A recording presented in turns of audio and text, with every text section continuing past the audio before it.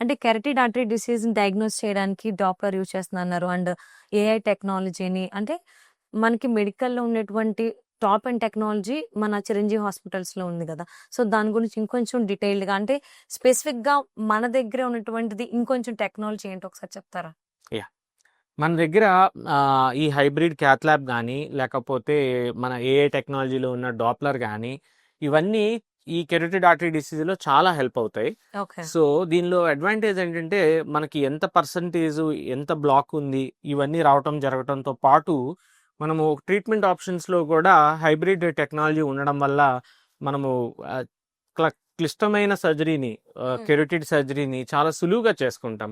Okay. Once surgery అయిపోయిన తర్వాత కూడా ఫ్లో ఎలా ఉందో కూడా వెంటనే ఆన్ టేబుల్ కూడా చూసుకోగలం. హుహు. సో ఈ అడ్వాన్స్ టెక్నాలజీ వల్ల మనము ఈ టెక్నాలజీ చాలా అరుదుగా ఉంటుందమ్మా. మన ట్విన్ స్టేట్స్లోనే చాలా అరుదని చెప్పొచ్చు. ఈ టెక్నాలజీ వాడి కెరోటిడ్ డిసీజ్ ట్రీట్మెంట్ చేసే సెంటర్స్ చాలా అసలు లేవని కూడా చెప్పొచ్చు.